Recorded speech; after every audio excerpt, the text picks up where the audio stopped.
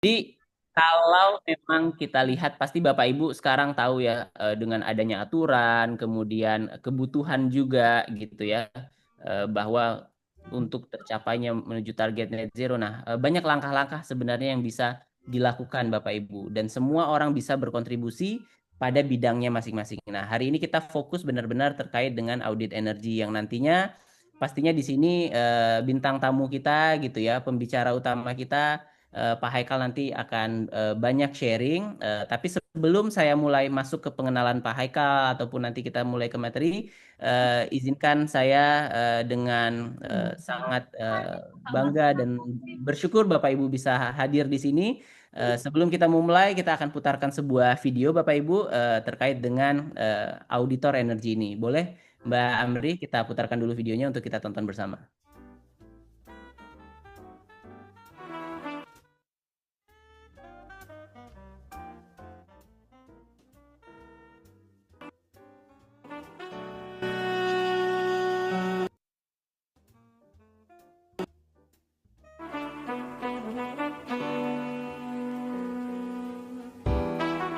Jufiandi dari PT Jones Lasal. Nama saya Fikri Nizar Gustiana. Saya dari Telkom Indonesia. Nama saya Rija Subrata dari Sinar di BSD. Perkenalkan, nama saya Boni Sena. Saya adalah dosen dari Universitas Singapura Bahasa Karawang. Saya Yoswina Tanayan, saya dari PT Solusi Energi Terbarukan.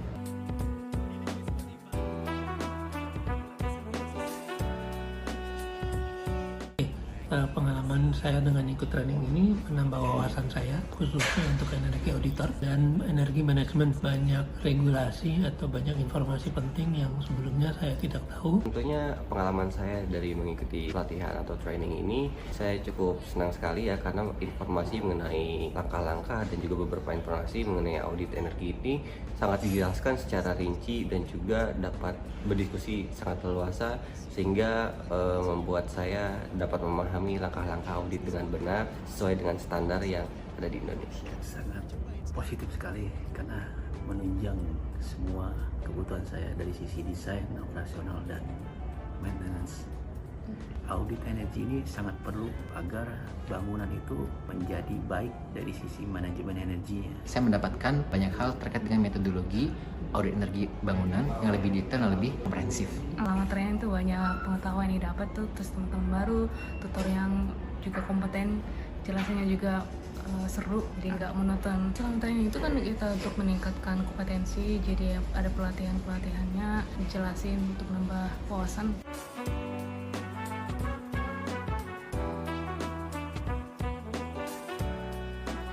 Saya dapat meningkatkan skill saya khususnya atau keahlian saya di bidang konservasi energi dan juga efisiensi energi untuk membantu perusahaan dan juga negara. Saya bisa membantu tim saya untuk mengenal bagaimana energi manajemen sesuai SKKNI. Dengan training ini, kami mendapatkan ilmu pengetahuan dan juga diakui kompeten melalui sertifikat BNSP. Kami dapat berkolaborasi ya dengan seluruh stakeholders untuk bisa sama-sama menurunkan energi di bangunan gedung.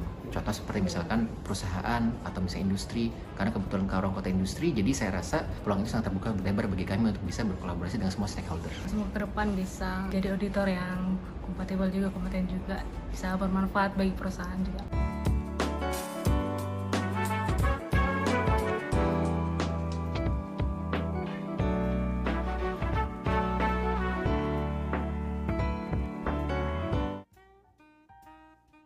Ya, alhamdulillah Bapak Ibu ya, kami di ESQ sudah membantu cukup banyak organisasi. Salah satunya juga dalam bidang auditor energi ini kita memberikan webinar, kemudian kita juga memberikan trainingnya sampai dengan para calon auditor energi ini license BNSP di assess dan capable gitu untuk bisa dinyatakan mendapatkan sertifikasi dari BNSP seperti itu Bapak Ibu. Baik, Bapak Ibu, alhamdulillah di sesi pagi ini kita sudah hadir langsung. Pembicara utama kita Pak Haikal Johari. Pak Haikal, apa kabar Pak Haikal? Alhamdulillah, terima kasih Mas Reza. Alhamdulillah, baik. Terima kasih Pak Haikal sudah hadir Pak. Baik, kita izin saya memperkenalkan dulu Pak Haikal, profil Pak Haikal ya, pembicara utama kita hari ini. Jadi Pak Haikal ini memang cukup apa ya, cukup luar biasa pengalaman beliau gitu ya, perjalanan panjangnya khususnya di bidang energi terbarukan atau audit energi ini, dan memang beliau juga di apa ya, sudah punya latar belakang pendidikan juga yang cukup kuat di bidang ini. Misalnya S1-nya, bachelor degree-nya di Teknik Elektro, University Applied Science di Mannheim, Jerman. Kemudian beliau juga melanjutkan S2-nya, masternya di bidang teknik elektro di University of Kassel, Jerman. Jadi setelah beliau menempuh pendidikan ya yang memang latar belakangnya cukup mendukung di bidang keahlian beliau, kemudian beliau juga terus berada di bidang profesional, melanjutkan karirnya ya, dan benar-benar akhirnya sekarang kita syukuri sekali Pak Haikal bisa mendapatkan kesempatan dan terus sharing gitu ilmunya di webinar-webinar kita, dan pastinya ikut melatih gitu di training auditor energi kita di ISQ. Baik, tidak tanpa menunggu lebih lama lagi, terima kasih banyak Pak Haikal. Saya serahkan kepada Pak Haikal untuk selanjutnya bisa lebih banyak sharing, memberikan insight kepada kita semua Pak Haikal, dan tentunya kita ingin melihat lebih banyak lagi nih hal-hal apa aja yang harus kita tahu tentang audit energi. Silakan Pak Haikal, waktu dan tempat dipersilahkan. Baik, terima kasih Mas Reza. Assalamualaikum warahmatullahi wabarakatuh. Selamat pagi, salam sejahtera, salam sehat bagi kita semua. Terima kasih Mas Reza atas undangannya mengisi webinar pada pagi hari ini. Terima kasih juga para hadirin yang juga antusias untuk bergabung bersama-sama kita ya sharing informasi lah ya gitu. Sharing informasi terkait dengan isu audit energi, isu tentang konservasi energi, dan isu-isu lainnya yang terkait dengan kedua hal tersebut. Baik, saya tidak ingin berpanjang lebar untuk pendahuluan. Langsung saja, boleh minta tolong siapa yang apa namanya mengoperasikan slide-nya ya? Oke, ini halaman Mbak pertama Amri, ya? Pak. Silakan Mbak Amri. Ya, oke. Baik, ini sekedar saya ingin menunjukkan data saja kondisi gas rumah kaca global saat ini. Ini data yang diambil dari Buletin Gas Rumah Kaca tahun 2022. Bagaimana di sini dapat kita lihat, kita perhatikan sejak tahun 1980 sampai dengan kurang lebih 2021 itu rata kandungan CO2 global ya secara rata mengalami tren kenaikan yang cukup tajam. Meskipun ada siklus kecil kita perhatikan di situ, ada naik turun, itu adalah siklus bulanan. Bisa jadi ada bulan tertentu di mana kandungan CO2, emisi CO2 di udara, di atmosfer itu mengalami penurunan sedikit, kemudian ada bulan lain yang lebih tinggi dibandingkan bulan-bulan lainnya. Namun secara tren, kita perhatikan trennya naik. CO2, kemudian ada CH4, kemudian boleh slide berikutnya, kemudian ada N2O, dan SF4. Empat komponen tersebut itu adalah komponen yang dominan menentukan efek rumah kaca. Gitu ya. Jadi kalau kita barangkali mendengar ada ya argumentasi-argumentasi yang barangkali eh, agak skeptis gitu terkait misalnya gas rumah kaca itu adalah isu yang barangkali tidak terlalu oh, perlu mendapat perhatian, atau hanya isu sekelompok orang saja, atau barangkali ini adalah sebuah rekayasa. Kita mungkin ibu atau bapak atau saudara-saudara sekalian pernah mendengar juga atau membaca komentar-komentar seperti itu. Tetapi saya tidak ingin berdebat masalah apakah ini rekayasa atau tidak, tapi saya hanya ingin menunjukkan data, gitu ya, yang diukur secara global, gitu, yang diambil dari data-data dari beberapa negara di dunia terkait dengan tren kenaikan komponen atau senyawa yang bisa menyebabkan efek gas rumah kaca. Nah, ini sebagai sebuah pendahuluan saja, mengapa kita care, mengapa kita perlu aware terhadap isu tersebut. Baik, selanjutnya. Nah, kalau kemudian efek gas rumah kaca yang berdampak kepada perubahan iklim tadi, kita perhatikan, kita lihat, kita teropong dampaknya bagi negara-negara di dunia, itu bisa kita klasifikasi. Ada 5 kategori negara-negara di dunia yang dilihat dari seberapa besar dampak perubahan iklim bagi negara tersebut. Kalau kita perhatikan, ada kategori paling tidak rentan dan ada sangat rentan. Nah, Indonesia masuk kategori sangat rentan. Kalau berdasarkan data dari BMKG tahun 2018, misalnya sejak tahun 1981 sampai 2018, ada tren kenaikan temperatur di wilayah Indonesia itu sebesar 0,03 derajat Celcius. Wah, kayaknya kecil nih, 3.000, cuma 0,03 derajat Celcius. Tapi kita tidak bicara per tahun, kita bicara sudah berapa tahun, misalnya sejak eh, ada tren kenaikan temperatur eh, di wilayah Indonesia.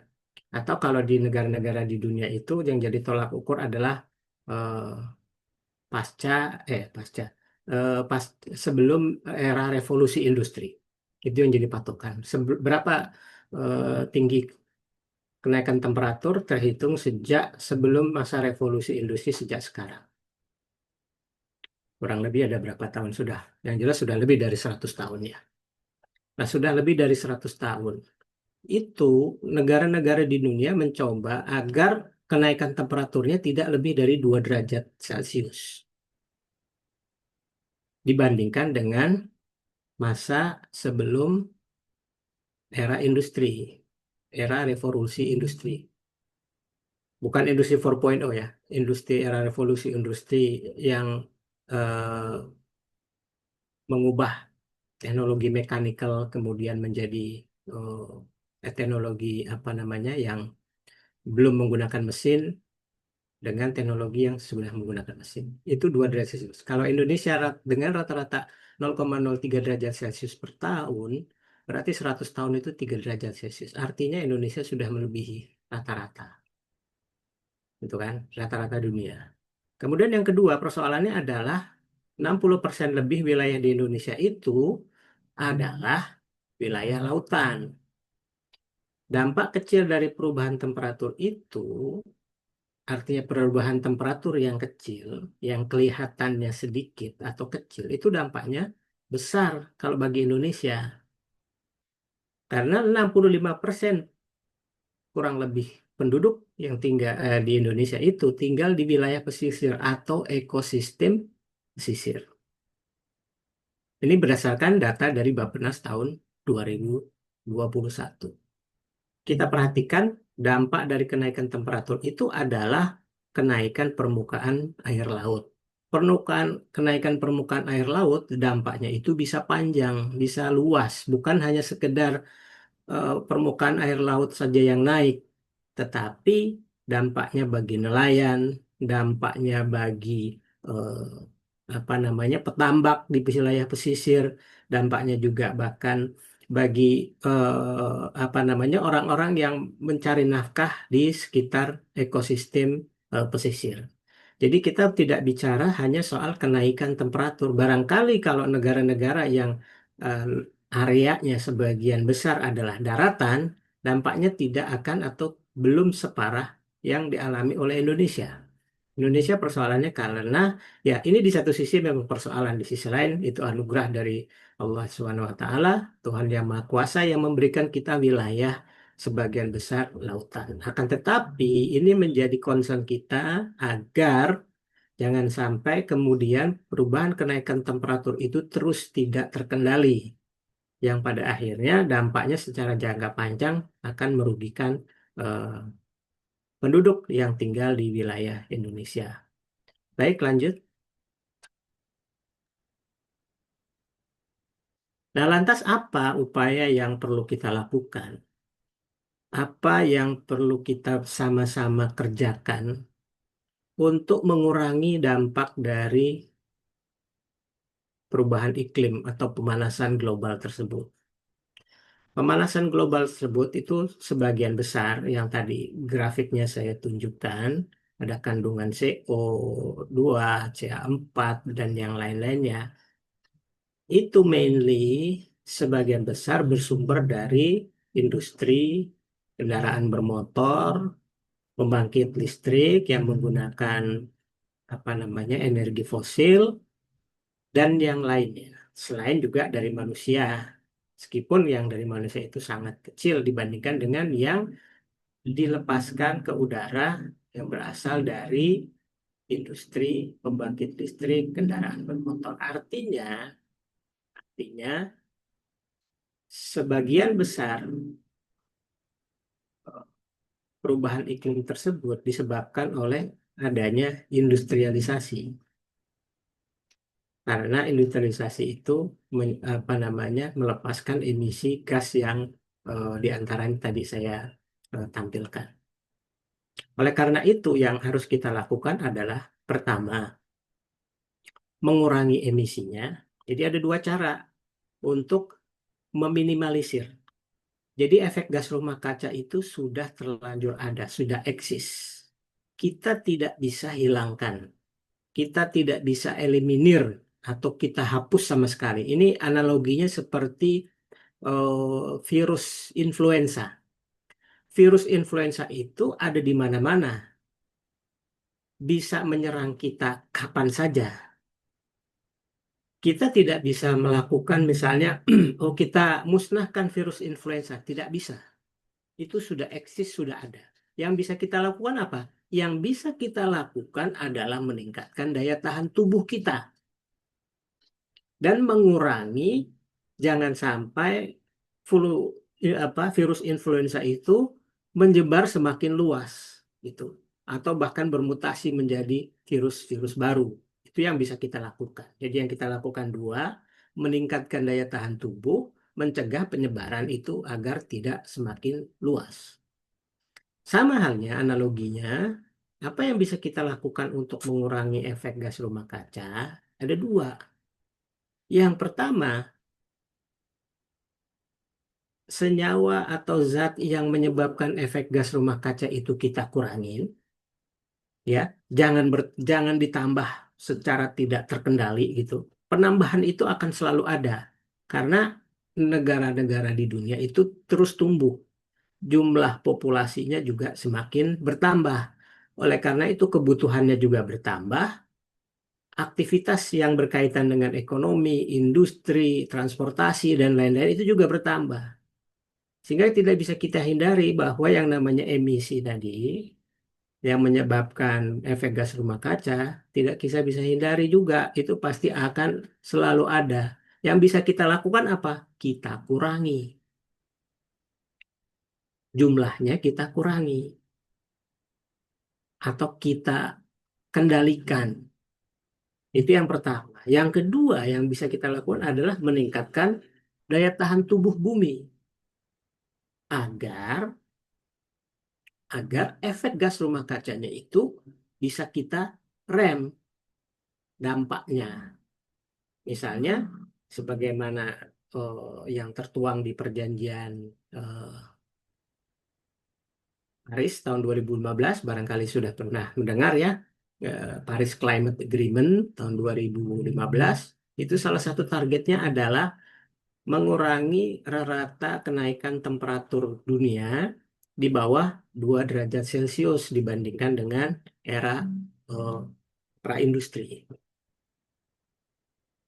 Nah, jadi salah satunya adalah mengurangi dampaknya. Artinya mengurangi, misalnya salah satunya mengurangi kenaikan temperatur tadi yang diakibatkan oleh efek gas rumah kaca. Berarti kita harus mengurangi penyebabnya. Yang kita kurangi berarti emisinya kita kurangi, kemudian penggunaan bahan bakar berbasis fosilnya kita kurangi, dan seterusnya. Itu yang pertama. Yang kedua, kita meningkatkan daya tahan bumi agar efek gas rumah kaca itu dampaknya bisa diminimalisir. Sehingga bisa diminimalisir, mereka apa namanya bisa diminimalisir sehingga eh, tidak mudah apa namanya ya ya dampaknya lah ya diminimalisir. Misalnya tadi dampak dari kenaikan temperatur itu seperti apa, kita minimalisir, kemudian kita tambah misalnya penanaman pohon, kemudian kita bersihkan permukaan air laut kita, jadi pohon di hutan maupun air lautan itu kan memiliki kemampuan untuk menyerap kembali CO2 misalnya. Nah, daya tahan tubuh itulah artinya dalam bentuk menambah kemampuan bumi menyerap CO2 itu kita tingkatkan. Jadi dua cara itu. Lantas bagaimana implementasinya? Nah, implementasinya kalau kemudian kita ikuti bersama-sama kesepakatan Paris tahun 2015, di mana targetnya itu adalah di tahun 2060 kita capai satu kondisi yang disebut sebagai net zero carbon tahun 2050. Meskipun implementasinya diserahkan ke negara masing-masing negara. Ada lebih dari 100 negara-negara di dunia yang menandatangani perjanjian Paris tahun 2015. Bagaimana kita bersama-sama mencapai suatu kondisi net zero carbon di tahun 2060. Tapi implementasinya diserahkan ke negara masing-masing dan Indonesia menyanggupi untuk mencapai kondisi net zero carbon Indonesia di tahun 2060. Lantas apa implementasinya atau bagaimana caranya? Caranya kemudian oleh pemerintah dikeluarkan PP 33 tahun 2023 tentang konservasi energi. Konservasi energi ini targetnya adalah atau tujuannya adalah bagaimana kita bisa mencapai kondisi net zero carbon 2060. Sebetulnya apa yang dimuat di dalam PP 33 tahun 2023 ini tentang konservasi energi? Jadi konservasi energi adalah upaya sistematis, terencana, dan terpadu guna satu, melestarikan sumber daya energi dalam negeri. Apa yang dimaksud dengan melestarikan sumber daya energi dalam negeri? Kalau kita mendengar kata-kata melestarikan, barangkali konotasi kita itu terkait dengan misalnya soal-soal lingkungan hidup, melestarikan lingkungan hidup, melestarikan alam, melestarikan hutan. Melestarikan hutan itu artinya hutan tidak boleh dieksploitasi, boleh digunakan secara proporsional atau ya istilahnya dijaga, dirawat gitu ya. Kalau melestarikan lingkungan berarti lingkungannya dijaga, dirawat agar tidak apa namanya terjadi kerusakan alam. Nah, kalau dalam konteks energi, apa yang dimaksud dengan melestarikan sumber daya energi? Apakah kita tidak konsumsi energi itu, terutama energi dalam negeri? Apakah kita tidak boleh misalnya memanfaatkan sumber daya energi dalam negeri? Artinya tidak boleh kita melakukan penambangan minyak dan gas gitu. Kan kita harus melestarikan. Lestarikan itu artinya dijaga, gitu kan? Tidak boleh digunakan. Apakah konotasi seperti itu? Apa yang dimaksud dengan melestarikan sumber daya energi dalam negeri? Ya, kalau kita ini saya mengajak berpikir secara proporsional ya, bahwa sumber-sumber energi maupun apa namanya eh, kekayaan kekayaan alam yang ada di negara kita, baik dalam bentuk eh, sumber daya alam berupa tambang, ke bahan-bahan tambang maupun energi seperti minyak, gas, dan batu bara, itu sebetulnya silakan saja kita gunakan atau kita manfaatkan. Tetapi yang dimaksud dengan eh, melestarikan sumber daya energi dalam negeri itu maksudnya adalah kita menggunakannya secara proporsional. Kita menggunakannya sehemat mungkin. Kita menggunakannya itu tidak berlebihan sampai kemudian akhirnya berdampak kepada perusakan alam yang tidak terkendali. Sehingga yang dimaksud dengan melestarikan sumber daya dalam energi itu adalah kalau bahasa simpelnya memanfaatkan secara bijak sehemat mungkin. Karena meskipun Indonesia memiliki kekayaan alam yang besar, termasuk sumber energi, khususnya batu bara, bukan berarti kekayaan yang melimpah, yang berlimpah itu kemudian seenaknya saja kita manfaatkan, tanpa kemudian memperhatikan bahwa sumber energi itu juga bisa dinikmati oleh generasi setelah kita.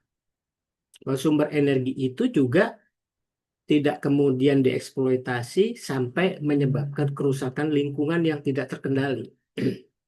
Gitu. Jadi kata kuncinya adalah melestarikan itu, itu artinya menggunakan secara bijak, secara hemat, khususnya sumber daya energi yang ada di dalam negeri.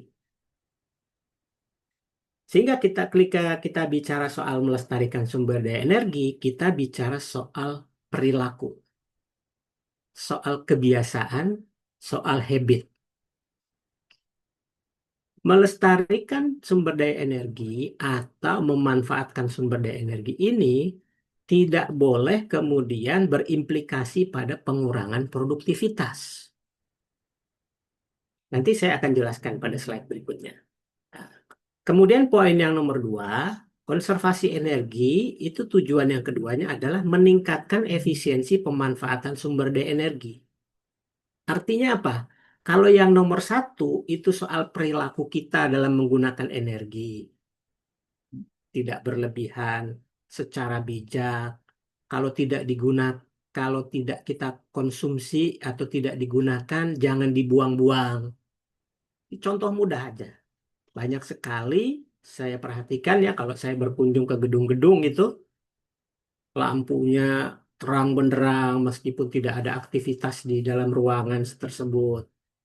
Kemudian temperatur AC-nya disetting sangat rendah meskipun tidak ada aktivitas di tempat tersebut. Itu adalah contoh bagaimana kita melakukan konservasi energi terkait pengurangan penggunaan energi itu sendiri. Artinya habit kita, kebiasaan kita. Yang nomor 2, meningkatkan efisiensi. Kalau yang ke nomor 2 ini terkait dengan peralatannya. Artinya peralatannya kita tingkatkan efisiensinya. Misalnya alat-alat yang boros energi yang sudah mungkin secara teknologi sudah tertinggal, itu kita ganti dengan peralatan-peralatan yang lebih hemat energi. Contohnya lampu-lampu neon barangkali sudah jarang kita jumpai lagi saat ini. Sebagian besar gedung-gedung itu sudah menggunakan lampu LED. Itu contoh bagaimana meningkatkan efisiensi. Jadi peralatannya. Motor-motor yang sudah tua kemudian dilakukan maintenance sehingga efisiensinya meningkat gitu ya, atau AC yang sebelumnya tidak menggunakan inverter itu lebih boros, kemudian ada inovasi teknologi dipasang inverter ya, kapasitor bank. Itu adalah contoh-contoh bagaimana kita meningkatkan efisiensi dari pemanfaat energinya. Jadi kalau nomor 1 soal perilaku, soal habit orang yang menggunakannya, orang yang mengkonsumsi. Yang nomor 2 itu soal bagaimana alatnya kita tingkatkan efisiensinya. Gitu. Nah, konservasi energi itu di mana saja dilakukannya? Pertama, mulai dari tahapan paling awal, penyediaan energi, pengusahaan energi, pemanfaatan energi. Jadi termasuk perusahaan-perusahaan yang bergerak di bidang energi, di bidang tambang batu bara misalnya, itu juga harus melakukan konservasi energi. Jadi yang melakukan konservasi energi dalam bentuk meningkatkan efisiensi atau pola-pola penggunaan energi yang lebih hemat, itu tidak hanya dilakukan pada tahapan akhir atau di end user saja. End user itu seperti kita inilah. kita ini menggunakan energi untuk kegiatan sehari-hari, itu kita end user. Tetapi juga dilakukan sejak tahap awal. Perusahaan tambang batu bara, gitu kan? Bahkan PLN, Pertamina sekalipun itu juga harus melakukan program konservasi energi. Jadi program konservasi energi bukan hanya soal masalah kita yang ada di eh, ujung apa namanya rantai ya, tapi yang di ujung awal rantai juga harus melakukan konservasi energi. Tujuannya apa? Tujuannya yang jelas nomor satu, penurunan emisi gas rumah kaca. Yang berikutnya ketahanan energi nasional. Kalau kita menghemat penggunaan energi atau sumber daya energi dalam negeri, itu bisa meningkatkan ketahanan energi nasional kita. Karena kalau kita bertumpu atau apa namanya mengandalkan sumber daya energi dari luar, itu sangat rentan. Kita tidak tahu kan apa yang akan terjadi di kemudian hari terkait dengan misalnya kondisi geopolitik dunia. Apa yang terjadi di Timur Tengah, apa yang terjadi di Rusia, itu akan sangat mempengaruhi kondisi suplai energi dari luar ke Indonesia. Oleh karena itu, akan lebih baik kalau kita eh, lebih banyak memanfaatkan sumber daya energi yang ada di negara kita. Dengan catatan kita menggunakannya dengan cara lebih bijak. Baik, slide berikutnya. Nah, konservasi energi tadi sudah saya jelaskan secara singkat. Melestarikan sumber daya energi. Jadi konservasi energi itu dibagi dua secara umum. Konservasi energi dalam konteks perilaku orangnya dalam berhemat atau menggunakan energi secara bijak, mematikan lampu jika tidak digunakan, menaikkan temperatur AC pada temperatur yang lebih tepat, gitu, tidak terlalu rendah. Kemudian pola-pola lainnya yang kita bisa lakukan sehingga pemanfaatan energi bisa kita reduksi. Misalnya ruangan kantor yang berada di sebelah jendela itu lebih baik lampunya dikurangi, gitu kan. Dan banyak hal yang bisa kita lakukan. Bahkan kalau berdasarkan pengalaman selama melakukan audit ya, ini sebagai contoh saja, tata cahaya dalam gedung itu ada standar SNI-nya. Standar SNI dalam hal intensitas cahayanya. Jadi misalnya untuk ruang kerja yang menggunakan komputer itu intensitas energinya berapa, koridor berapa, ruang resepsionis berapa, gudang berapa, toilet berapa, dapur dan sebagainya, itu ada standar SNI-nya. Artinya standar SNI itu dibuat tingkat intensitas cahaya pada ruangan itu karena sudah ada studi yang menunjukkan bahwa cahaya segitulah kita bisa bekerja secara optimal. Artinya tidak terlalu gelap, tidak terlalu terang, optimal buat mata kita bekerja. Tidak membuat lelah, tapi juga tidak membuat kita terlalu tegang gitu ya.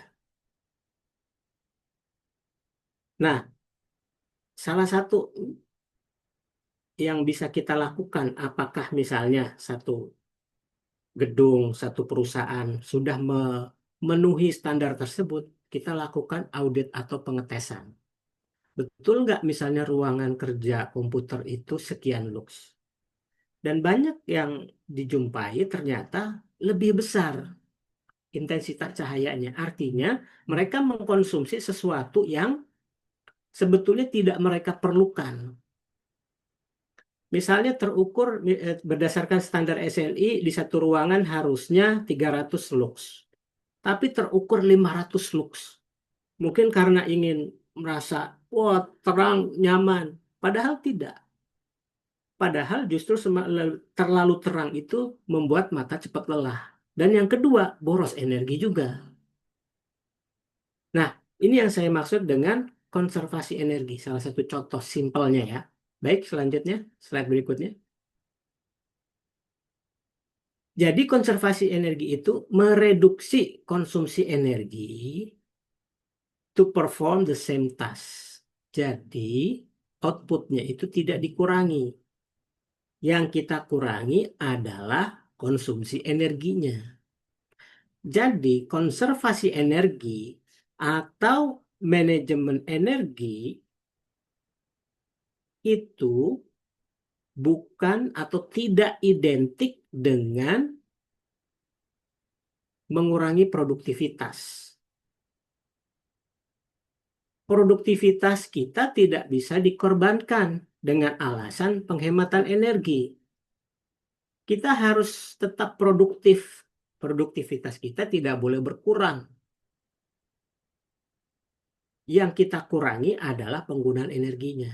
Kalau kita mengurangi penggunaan energi, tapi produktivitas turun, itu namanya pelit atau memang nggak punya duit, gitu. Jadi ada salah satu peserta training beberapa waktu lalu, ya sharing informasi, dia bekerja di perusahaan pabrik kelapa sawit di Sumatera. Mereka punya mes yang diisi oleh karyawan mereka. Ada 2.000 kepala keluarga kurang lebih. Nah, mes tersebut listriknya sebagian besar atau 50% kurang lebih itu disubsidi oleh perusahaan. Kemudian yang separuhnya ditanggung oleh masing-masing keluarga. Mereka pernah melakukan program manajemen energi, melakukan audit. Nah, salah satu idenya adalah untuk mengurangi biaya, mengurangi penggunaan energi. Ide yang terbersit oleh mereka adalah bagaimana kalau kita kurangi subsidinya. Dengan harapan kalau dikurangi subsidinya, mereka merasa berat bayar, kemudian mereka juga akan mengurangi penggunaan energi. Dengan demikian penggunaan energinya menjadi lebih rendah, biaya energinya juga turun. Saya tanya, kira-kira, kira-kira nih, kalau seandainya kebijakan itu dibuat, apa dampak paling apa namanya paling buruknya apa? Kalau seandainya kebijakan itu diberlakukan, dikurangi penggunaan apa subsidinya dengan harapan mereka yang tinggal di mes itu mengurangi penggunaan energi juga karena merasa berat membayar energi. Hmm, Beliau menjawab, ya paling buruk Pak, mereka nggak betah. Lantas kalau nggak betah gimana? Ya mungkin pindah ke perusahaan lain. Ya bukan itu substansi dari konservasi energi atau penghematan energi. Substansi dari konservasi energi atau manajemen energi adalah mereduksi penggunaan energi, tapi tidak mengurangi produktivitas. Gitu. Kalau dengan cara seperti itu kemudian keluar, harus ganti orang baru yang belum tentu skillnya sama dengan orang yang keluar, itu kan mengurangi produktivitas. Nah, bukan itu substansi dari apa namanya eh, program konservasi energi. Gitu. Oke, baik lanjut.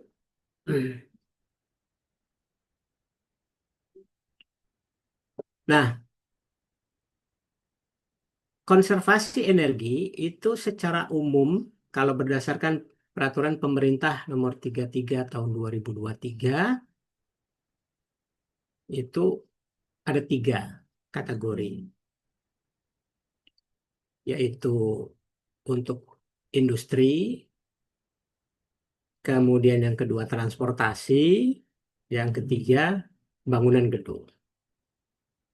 Kita diskusikan singkat soal konservasi energi di bangunan gedung. Bagaimana kita mengurangi konsumsi energi terutama listrik ya. Karena kalau bangunan gedung itu umumnya energi yang digunakan sebagian besar adalah energi listrik. Barangkali kita sering mendengar istilah green building gitu ya. Kemudian ada lagi zero carbon building atau macam-macam. Pertanyaannya, apakah gedung itu melepaskan emisi karbon atau menyebabkan eh, bertambahnya senyawa yang eh, apa namanya menyebabkan gas rumah kaca? Apakah seperti itu? Jawabannya iya, tapi tidak langsung. Gedungnya sendiri tidak melepaskan emisi. Apalagi gedung-gedung itu sebagian besar menggunakan energi listrik. Energi listrik itu tidak melepaskan emisi karbon. Tetapi pembangkit listriknya lah yang melepaskan emisi karbon atau menyebabkan efek gas rumah kaca.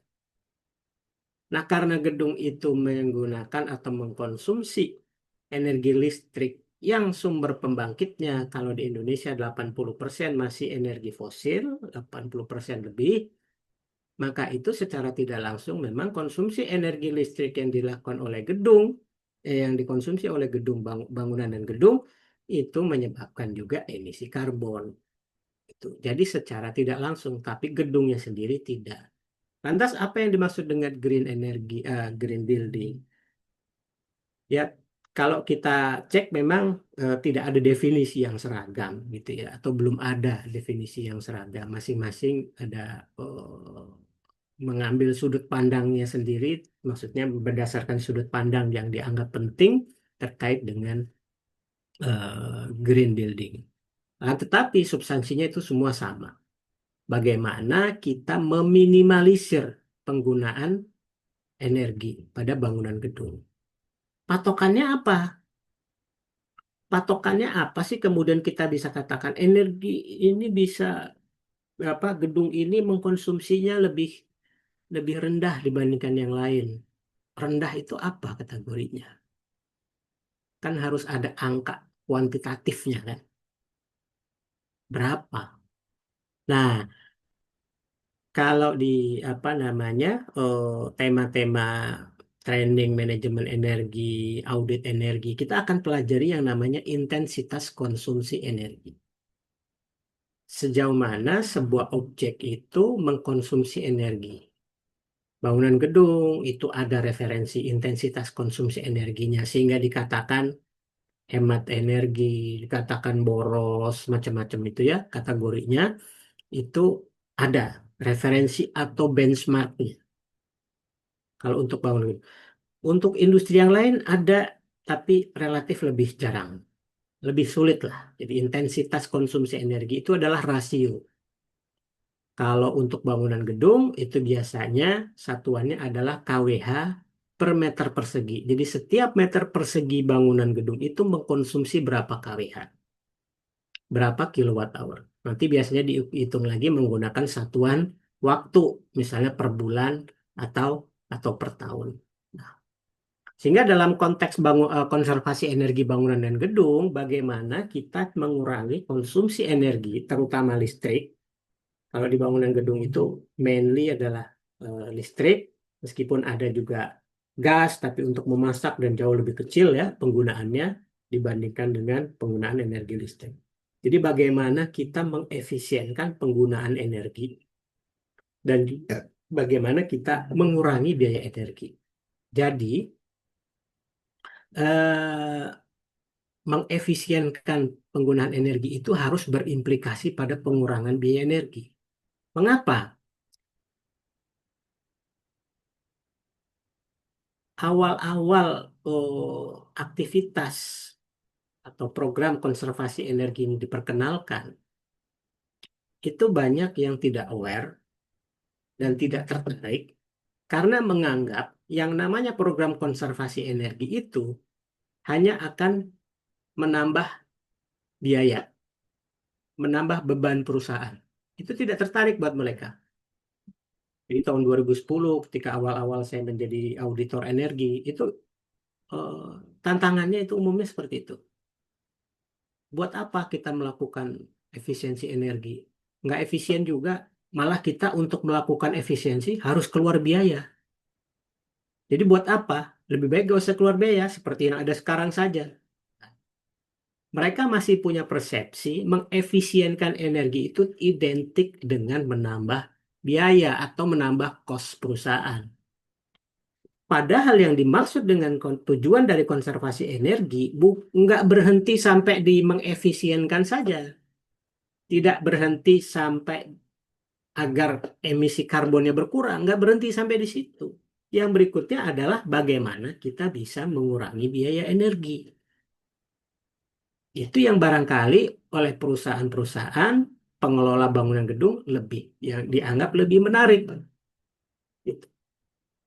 Kalau efisiensi energi itu berdampak juga kepada efisiensi biaya atau pengurangan biaya atau pengurangan biaya energi. Sehingga dua hal tadi tidak boleh apa namanya eh, terlepas satu sama lain. Ini ibarat dua sisi mata uang. Mengefisienkan penggunaan energi harus berimplikasi pada pengurangan biaya.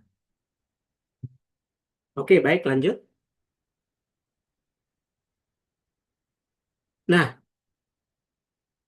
caranya bagaimana kita menyusun program, kalau yang paling kanan ini adalah program konservasi energi, manajemen energi, caranya bagaimana?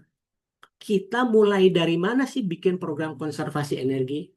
Ada yang berpikir, ya karena memang mereka belum paham secara konsep, ada perusahaan misalnya yang, oh udah kalau gitu kita bikin plakat, kampanye hemat energi, spanduk-spanduk hemat energi. Jadi dimulainya dari situ, dari kampanye. Ternyata setelah dievaluasi sebulan, 2 bulan, 5 bulan, 1 tahun, tidak ada pengurangan biaya energi. Atau program-program lain yang disusun berdasarkan pemikiran masing-masing. Oh, saya punya ide ini, saya punya ide itu. Tapi tidak pernah melihat persoalan itu secara komprehensif. Apa sih sebetulnya permasalahan penggunaan energi di perusahaan kita? Itu nggak pernah dilakukan analisa secara komprehensif. Tapi hanya berdasarkan informasi-informasi yang sifatnya tambal sulam. Nanti ada yang googling, ada yang pakai chat GPT, bagaimana mengurangi penggunaan energi, penghematan energi, pakai chat GPT. Saya ingin membuat program penghematan energi di kantor. Tolong berikan caranya. Dadadadadadadadad, keluar. Saya jamin itu nggak akan efektif.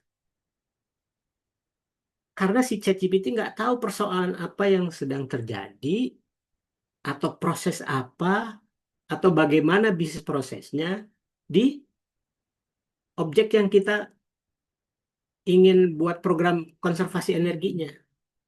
Gitu.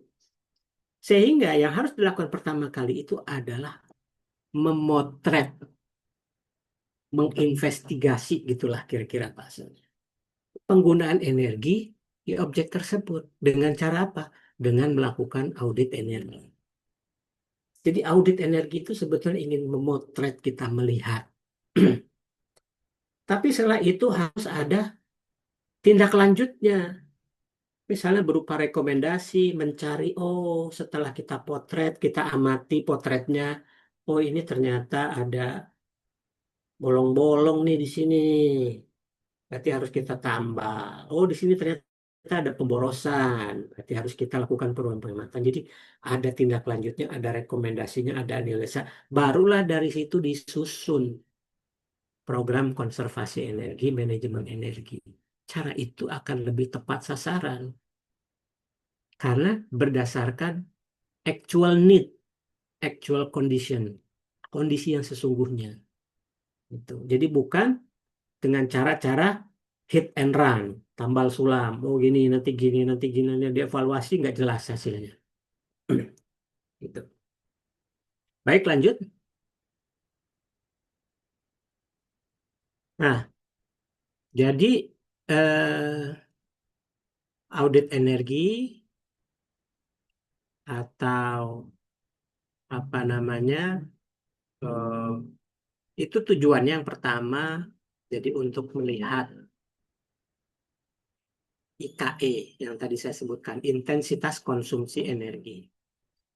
Apakah intensitas? Jadi intensitas konsumsi energi itu adalah parameter untuk melihat, menilai. Kalau kita ingin menilai sesuatu, kita harus punya parameternya kan? Harus punya alat ukurnya. Kita ingin mengukur panjang meja, panjang atau ketinggian meja. Kan kita harus ada parameter, ada alat ukurnya, berapa meternya. Gitu kan. Nah, kalau untuk menilai satu objek itu baik atau kurang baik dalam konteks penggunaan energi, yang umum dilakukan itu ada dua. Ada intensitas konsumsi energi, ada energi performance indikator. Saya tidak akan bahas terlalu panjang karena ini bisa eh, mendalam pembahasannya ya tentang intensitas konsumsi energi. Tapi intinya adalah setelah kita lakukan audit, kita keluar dapat hasil namanya intensitas konsumsi energi. Dari situ akan kita lihat sudah efisien atau belum. Kalau sudah, oh dikasih jempol. Kalau belum, berarti harus ada rekomendasi perbaikan melalui program manajemen energi. Kira-kira seperti itu alurnya. Jadi fungsi audit energi audit itu di mana? Di situ. Oke, baik lanjut. Kalau berdasarkan Peraturan Menteri ESDM nomor 3 dan nomor 8 tahun 2025, audit energi adalah proses evaluasi pemanfaatan energi. Satu ya. Jadi yang pertama, proses evaluasi. Kita menilai potret penggunaan energi dalam satu objek. Jadi evaluasi pemanfaatannya. Objek itu bisa bangunan gedung, industri manufaktur, transportasi, dan lain-lain. Dan yang kedua, mengidentifikasi peluang. Jadi bukan cuma dipotret aja, kemudian diamati, dinilai, oh ya ini udah hemat, ini belum. Udah selesai, enggak. Setelah itu diidentifikasi, ada nggak di sini peluang penghematannya? Terus apa rekomendasinya? Setelah kita temukan, oh di sini ya ada pemborosan di sini, berarti kita harus lakukan penghematan. Tidak berhenti sampai di situ, kita harus juga berikan rekomendasinya. Lantas, so what? Apa yang kita harus lakukan? Gitu. Nah, ini masuk dalam lingkup dari kegiatan audit energi. Baik, lanjut. Nah, masih juga apa namanya dari apa namanya saya kutip dari eh, Permen SDM nomor 3 dan nomor 8 tahun 2025. Kalau yang nomor 3 itu konteksnya adalah kantor pemerintah dan pemerintah daerah. Jadi berdasarkan peraturan Menteri SDM ya, bukan saya yang ngomong. Pemerintah dan pemerintah daerah wajib melakukan program konservasi energi. Judulnya wajib. Di mana di dalamnya termasuk ada kegiatan audit. Audit energi ini kalau berdasarkan Permen SDM nomor 3 tadi, setidaknya dilakukan 3 tahun sekali. Jadi kita bayangkan sekian banyak kantor pemerintah daerah dan pemerintah pusat setiap 3 tahun harus diaudit paling lambat. Tetapi kenapa kemudian kok 3 tahun sih, nggak setahun aja atau 2 tahun? Ini untuk memberi kesempatan pada mereka menindaklanjuti hasil audit. Dan hasil audit itu seperti tadi di slide sebelumnya ada rekomendasi. Rekomendasi ini kan harus ditindaklanjuti, harus di follow up. Berdasarkan Permen SDM ini juga, rekomendasi audit itu harus dilaksanakan. Jadi audit itu bukan berhenti di atas paper saja, harus diimplementasi. Rekomendasinya harus dilaksanakan. Nah, kenapa kemudian 3 tahun? Karena untuk memberi kesempatan melakukan evaluasi dan tindak lanjut atas rekomendasi yang diberikan.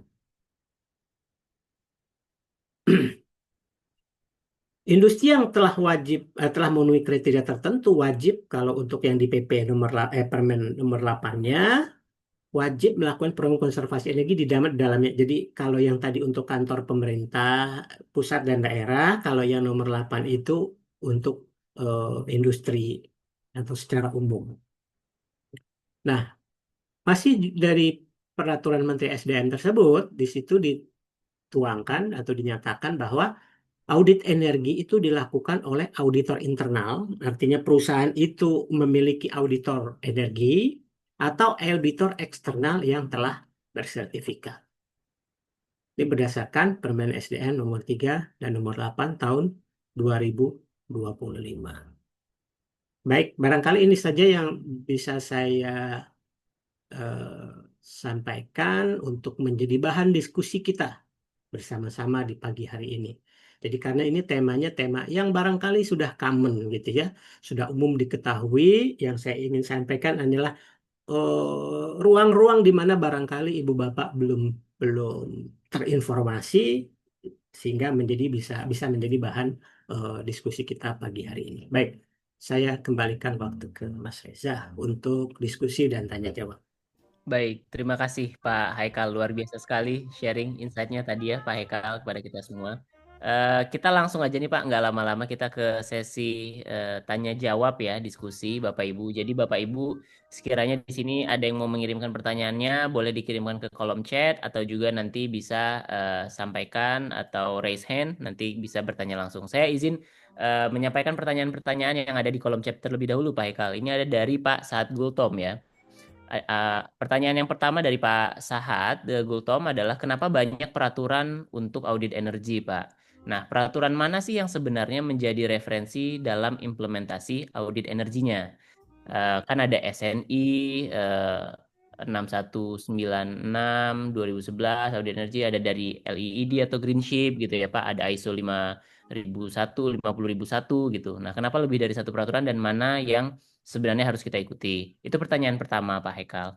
Pertanyaan keduanya sebenarnya dari Pak Sahat ini juga, area mana aja sih yang pada umumnya tidak diperhitungkan di dalam sebuah gedung untuk sebagai perkhidmatan energi, Pak Haikal? Area mana kira-kira yang ada di dalam gedung yang tidak dihitung sebagai penghematan energi dan kenapa tidak diperhitungkan? Padahal mostly kan area-area itu juga menggunakan energi listrik atau lampu gitu. Mohon pencerahan Pak Haikal. Itu dulu Pak, kira-kira.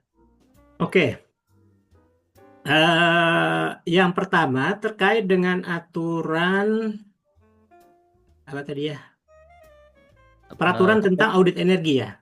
Betul Pak, kan banyak banget nih, ada SNI, ada Hmm. LEED Greenship, ada ISO gitu. Nah kita tuh merujuknya mana gitu Pak? Nah, disinilah peran dari Badan Nasional Sertifikasi Profesi (BNSP) untuk mengatur itu. Jadi Badan Nasional Sertifikasi Profesi yang mengatur standar kompetensi. Jadi yang dimaksud auditor yang bersertifikat tadi berdasarkan Permen SDM nomor 3 dan nomor 8 tahun 2025 serta PP 33 tahun 2023 itu mengatur standar kompetensi. Jadi kompetensi auditor energi itu ada standarnya. Standarnya dibuat atau disahkan, dikeluarkan oleh Kementerian Ketenagakerjaan, akan tetapi hasil dari koordinasi dengan sejumlah stakeholder yang kemudian nanti pengesahan untuk sebagai sebuah standar kompetensinya, pengesahan untuk training dan sertifikasi kompetensinya oleh BNSP. Kalau kita tilik misalnya, jadi standar kompetensi yang mengatur auditor energi itu dikeluarkan oleh Kementerian Tenaga Kerja. Kalau kita perhatikan di standar kompetensi tersebut, itu tidak diberi artinya diberi kebebasan mau menggunakan standar yang mana.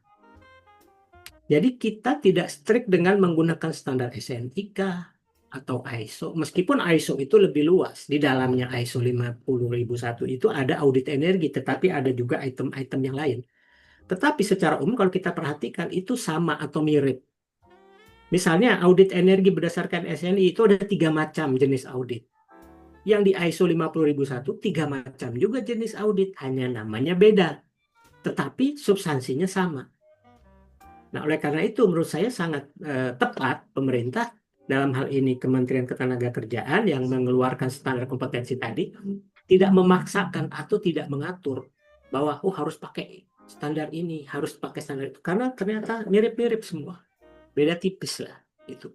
Hanya yang satu barangkali di misalnya ISO 50001 itu lebih kompleks, itu kan ada 10 klausa di dalamnya, itu ada soal audit, ada soal kepatuhan regulasi dan lain-lain. Tapi kalau SNI untuk audit energi itu lebih spesifik. Tapi silakan mau pakai yang mana tentang audit energi. Jadi tidak diatur.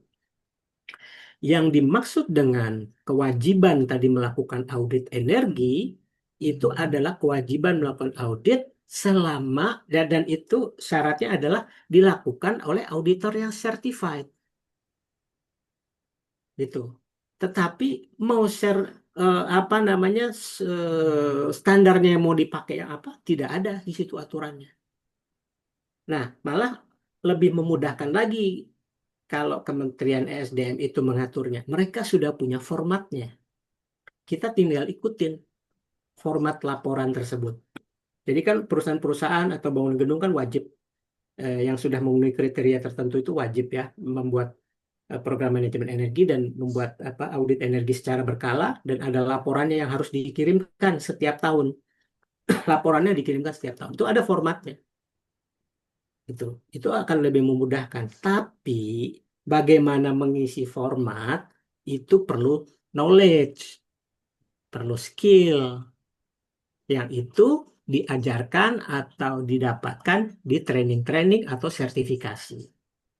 Tapi mengenai standarnya tidak ada ketentuannya. Bahkan kalau kita baca di SKKNI-nya itu ada disebutkan ISO 50001 gitu, dan ada standar-standar lainnya.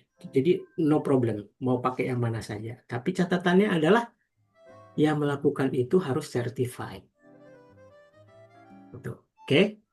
Kemudian pertanyaan berikutnya tadi apa? Apakah area mana aja Pak di gedung yang umumnya tidak diperhitungkan dalam perhitungan penghematan energi dan kenapa? Ada nggak sih sebenarnya area-area itu juga disebutkan di dalam peraturan gitu bahwa dia tidak harus misalnya dihitung gitu Pak pada proses penghematan energi gitu. ya, jadi begini, tidak ada pengaturan area itu, tidak ada. Yang ada adalah kalau Ibu Bapak misalnya mengikuti program-program training manajemen energi, konservasi energi atau audit energi, itu ada istilah namanya significant energy user. Pengguna energi yang signifikan. Jadi alat atau sistem equipment yang menggunakan energi yang paling banyak di dalam satu area gitu. Kalau untuk bangunan gedung yang paling top, yang nomor 1, dan ini di semua gedung komersil, itu adalah pengkondisi udara atau HVAC. Itu yang paling top. Setelah itu cahaya. Setelah itu yang lain-lainnya. Jadi kita tidak membagi itu berdasarkan area, tapi berdasarkan significant energy user, pengguna energi yang utama. Kalau industri lainnya barangkali beda. Kalau PDAM significant energy usernya adalah pompa. Karena tugas dia sebagian besar 90% itu adalah mengolah air, memompa air, dan isinya sebagian besar pompa. Jadi signifikan energi usernya kalau di PDAM itu pompa. Jadi kita tidak melihat areanya mana ya yang banyak itu, enggak. Jadi pembagiannya bukan berdasarkan area, tapi berdasarkan pengguna energi yang signifikan atau signifikan energi user. Nah, kalau di training-training ini bisa kita pelajari lebih detail apa itu signifikan energi user. Baik, tapi secara umum seperti itu. Luar biasa, Ada terima lagi, kasih. silakan lanjut. Ya, ada dari Pak Redi di Malang ya Pak. Jadi saya pernah dengar istilah green hospital. Apakah istilah green hospital itu merujuk pada konservasi energi? Nah, sebab rasanya aneh untuk bangunan sepenting rumah sakit itu harus menghemat energi. Monggo Pak Haikal. Ya, ya sebetulnya memang belakangan ini baik muncul stempel-stempel green ya. Tapi saya tidak ingin menjelaskan lebih detail apa itu substansi green itu. Intinya adalah bahwa memang penggunaan energi di objek tersebut secara umum lebih hemat dibandingkan objek yang serupa. Maksudnya objek yang serupa itu harus sama komparasinya. Hospital ya dengan hospital. Itu. Bukan hospital kemudian dengan mall.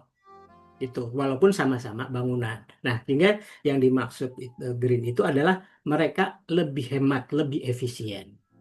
Pertanyaannya adalah, loh kenapa kita harus diefisien? Ya memang betul. Ada peralatan, maka kembali lagi kepada signifikan energi usernya. Ada signifikan energi user yang memang itu nggak bisa diapa-apain, nggak boleh dikurangin, nggak boleh dihemat-hemat gitu. Berarti kita tidak lakukan penghematan di situ, di peralatan yang lain. Peralatan yang lain. Nah, tapi bisa juga satu alat itu memang tidak hemat energi karena barangkali sudah tua, menggunakan teknologi yang lama. Contoh mudah misalnya AC inverter dengan AC tidak inverter. Saya yakin kalau ada rumah sakit yang menggunakan AC yang tidak AC-nya tidak menggunakan inverter, sulit untuk bisa dapat stempel green. Itu. Tapi kalau udah pakai AC yang berinverter, kemungkinan besar. Meskipun bukan itu faktor satu-satunya. Tapi kansnya lebih besar untuk dapatkan stempel green. Sama nggak AC-nya? Sama-sama menggunakan AC kan? Iya. Kita tidak mengurangi kan penggunaan AC itu. Enggak. Misalnya jadi 30 derajat gitu AC-nya. Nanti pasiennya kepanasan semua. Malah tambah sakit misalnya seperti itu. Enggak kan? Kita tidak melakukan penghematan dari situ. Kita penghematannya dari memperbaiki efisiensinya. Tadi saya juga udah jelaskan kan ada dua ya. Yang satu perilaku menggunakan energinya, yang satu alatnya kita tingkatkan efisiensi. Gitu. Kalau memang AC-nya harus 23 derajat, ya jangan kita naikkan, nggak boleh. Gitu. Itu mungkin udah standar yang baku berdasarkan SNI biar pasien nyaman gitu kan. Yang kita intervensi AC-nya nih. Wah, nggak pakai inverter, berarti kita hemat. Atau kalau AC-nya sentral, kita cek chillernya gimana. Ada pemborosan nggak di chillernya, gitu. Jadi paham ya? Jadi seperti yang tadi saya sampaikan, efisiensi energi, konservasi energi tidak boleh mengorbankan produktivitas. Yang kita intervensi adalah bagaimana caranya dengan produktivitas yang sama, penggunaan energinya lebih rendah. Itu. Contohnya itu tadi contoh AC, AC-nya menggunakan inverter, kalau yang bukan sentral, kalau yang AC sentral, kita audit, kita cek misalnya chillernya seperti apa namanya, saluran distribusi udaranya ada yang bocor atau tidak, gitu. Itu kita cek. Karena kondisi-kondisi tersebut bisa menyebabkan pemborosan energi. Oke, baik, lanjut. Baik, Pak Haikal.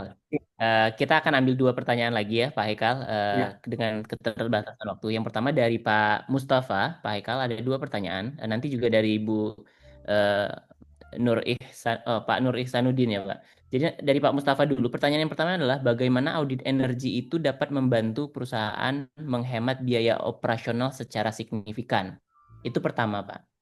Bagaimana audit energi dapat membantu perusahaan menghemat biaya operasional secara signifikan? Dan pertanyaan yang kedua adalah apakah ada program-program yang paling efektif dalam proses penghematan energi yang kaitannya juga akan mendukung ESG gitu, Pak Haikal?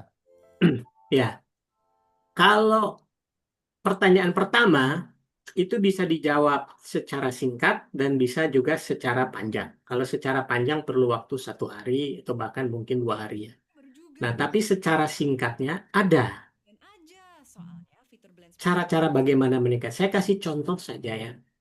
Saya kasih contoh misalnya objeknya adalah ada salah satu peserta training, saya lupa di batch yang keberapa. Itu beliau bekerja di pabrik sepatu. Pabrik sepatu itu di bagian pengepresan sol sepatu. Jadi sol sepatunya dipres pakai alat dengan tekanan tinggi dan dengan temperatur tinggi juga dipres. pemanasnya itu menggunakan listrik, jadi biayanya besar. Pemanas listrik loh, gitu kan. Terus diperas dengan listrik. Nah, dia perhatikan ternyata alat ini ada masa idle. Ketika tidak ada sol sepatu yang harus dipres lah, kira-kira gitu. Dia ada masa idle. Masa idle-nya itu sampai beberapa, ya barangkali lebih dari 10 menit. Nah, inilah peran auditor energi, melihat celah. Melihat celah, oh kalau masa idle ini kan ada penggunaan energi yang terbuang begitu saja. Gimana kalau selama masa idle saya matikan dulu itu alatnya, pemanasnya. Baru nanti ketika sudah ada material lagi, saya nyalakan lagi. Betul, dia lakukan seperti itu. Ya, audit, dihitung, dianalisa, ketemu. Oh iya, kalau saya matikan sekian menit, ternyata penghematannya 15%. Gitu. Oh, kan tinggi. Nggak ngapa-ngapain itu, cuma matiin doang. Tapi skill seperti ini, pertama, secara konsep harus dipahami, setelah itu juga harus praktek di lapangan. Nggak bisa ketemu begitu saja gitu. Mikir-mikir, googling gitu, ChatGPT itu nggak bisa ketemu. Saya yakin nggak ketemu. Artinya saya mulai melakukan kegiatan audit energi itu sekitar 2009-2010. Selalu ada case baru yang saya temuin. Gitu.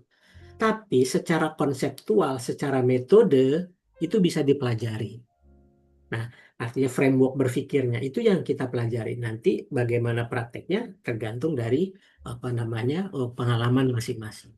Tetapi ada secara metodenya bisa dipelajari dan memang sudah terbukti bahwa bisa didapat penghematan biaya. Kemudian tadi pertanyaan keduanya apa ya? Ada nggak sih Pak program-program yang paling efektif dalam proses penghematan energi itu yang mendukung kepada ESG, Pak? Iya ada ada best practice yang bisa kita adopsi, kita gunakan gitu ya. Itu ada. Memang akan kalau panjang kalau kita jelaskan, tapi intinya ada best practice yang bisa kita gunakan yang kalau kita pelajari sendiri mungkin akan memakan waktu terlalu panjang, sehingga kita tinggal pakai saja best practice tersebut. Misalnya, bagaimana sih kita menilai bahwa genset ini efisiensinya rendah? Hanya tidak melakukan pengukuran ya, hanya dengan melihat dia bebannya berapa. Jadi istilahnya udah kayak dukun gitu. Nggak dipegang, nggak diukur, dilihat aja udah tahu nih efisiensinya rendah. Itu adalah best practice berdasarkan pengalaman sekian banyak orang gitu. Yang tidak perlu kita mulai lagi starting from zero gitu. Dari mulai dari scratch lagi nggak. Itu contoh-contoh ya, best practice itu ada. Baik, lanjut. Baik, Pak Haikal, pertanyaan terakhir dari Ibu Ulan Apriani. Jadi izin bertanya Pak, untuk industri yang masih sangat ketergantungan dengan penggunaan listrik yang bersumber dari PLN, untuk alat-alat kerja yang berkapasitas besar, apakah ada alternatif sumber energi lain yang dapat atau sedang dikembangkan di area Sumatera? Iya, ini masuk ke temanya, sebetulnya tema piramida energi. Jadi piramida energi itu segitiga gini ya, ada yang paling bawah, paling atas. Yang paling bawah itu program namanya konservasi energi. Yang paling atas itu renewable energy. Sebelum kita bicara soal renewable energy, kita bicara dulu, ini penggunaan listriknya sudah hemat atau belum? Gitu. Penggunaan listriknya sudah hemat atau belum? Jangan-jangan persoalannya bukan ini listrik PLN atau listrik energi terbarukan. Masalahnya jangan-jangan bukan itu. Masalahnya kita sendiri yang boros. Jadi walaupun nanti pakai renewable energy, kalau pola atau habitnya masih boros, sama aja.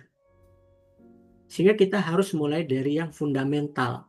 Fundamental itu adalah konsep berpikir efisiensi energinya.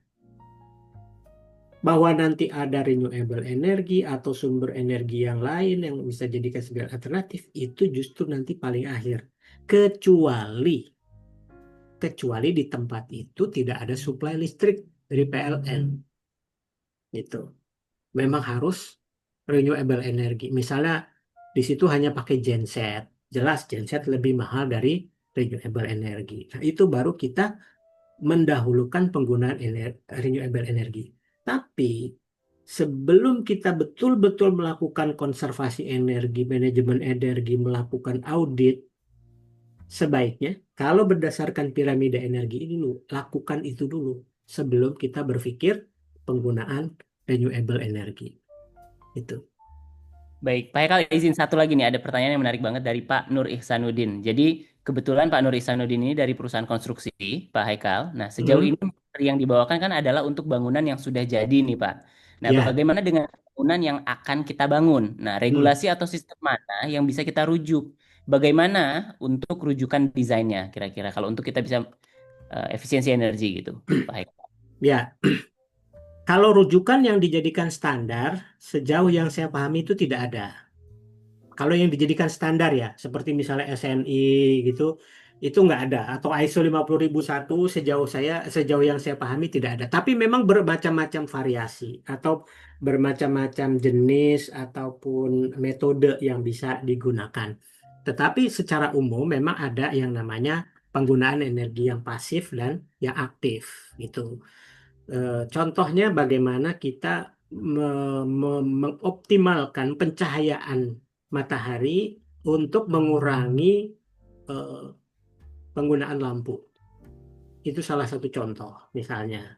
Bagaimana kita memanfaatkan cahaya matahari sehingga kita bisa kurangi, nah itu kan bisa didesain dari awal dengan melihat misalnya, ini bukan feng shui ya, bukan, tapi apa namanya, memaksimalkan misalnya, oh mataharinya bergerak dari arah mana ke mana, kalau ini tidak terlalu panas gitu kan sehingga membebani kerja AC. Masalahnya kan begini, kalau kita menggunakan terlalu banyak jendela karena ingin menggunakan apa namanya memanfaatkan cahaya matahari, bisa jadi efeknya jadi panas. Panas itu membuat kerja AC lebih berat, jadi boros energi juga. Nah, ini ada titik optimalnya. Yang kedua, soal material. Ada yang disebut dengan overall thermal transfer value, yaitu perpindahan panas dari luar melalui proses konveksi, konduksi, dan radiasi. Ya, ini juga harus diperhitungkan. Nah, kalau standarnya OTTV itu, overall thermal transfer value itu, 1 meter persegi itu 45 watt perpindahan panas yang diperbolehkan maksimal. Dan itu tergantung dari material. Kalau material A itu hanya 35 atau 30. Dan itu tergantung juga luas, misalnya ada tembok dan ada cahaya kan. Ada maksud saya kaca gitu. Nah, itu penjumlahan itu melalui tembok, melalui kaca, radiasi, konduksi dan konveksi perputaran panas di dalam itu maksimal hanya boleh 45 watt per meter persegi. Gitu. Nah, kalau standar seperti apa, yang sejauh saya pahami ya, mungkin barangkali ada Ibu Bapak serta di sini atau barangkali Mas Reza paham ada standar yang digunakan seperti SNI atau ISO 50000 mungkin bisa disampaikan di sini. Tetapi yang ada itu adalah hanya semacam panduan-panduan. Tadi misalnya tidak boleh lebih dari 45 watt per meter persegi untuk OTTV-nya. Kemudian apa namanya nanti kinerja dari AC-nya itu coefficient of performance-nya itu bagaimana berapa itu bisa dijadikan sebagai rujukan. Tuh. Baik, terima kasih Pak Ekal. Benar setuju sekali Pak. Jadi kalau memang yang sangat harus di refer itu sebenarnya tidak ada ya Pak. Jadi memang semua balik lagi seperti yang Pak Ekal tadi, mau itu kita pakai LED, green chip, semua standar rating gitu ya untuk green building yang baru gitu di certified. Bukan standarnya itu yang benar-benar harus dipegang, tapi tadi indikator-indikator tertentu minim atau limit daripada KWH-nya atau dan lain sebagainya gitu sih Pak Haikal ya. Baik, Bapak Ibu izin saya share informasi. Mbak Amri boleh ditunjukkan. Terima kasih Pak Haikal. Tadi kita lanjut ke sini dulu. Ya izin perkenalannya Bapak Ibu. Jadi memang alhamdulillah di sesi kali ini Bapak Ibu bersama kami ISG kita memang konsultan dan juga kita mengadakan training sebagai di akademi kami. Kita memang fokus di ESG dan juga salah satunya adalah di bagian environment itu ada dekarbonisasi dan audit energi Bapak Ibu. Boleh Mbak kita langsung brief aja di next event kita. Kita itu akan adakan event Bapak Ibu. Boleh Mbak di next eventnya. Ada event terdekat yang akan kita adakan Bapak Ibu ya itu adalah training auditor energi bangunan dan gedung yang pastinya ini licensed by BNSP nantinya Bapak Ibu.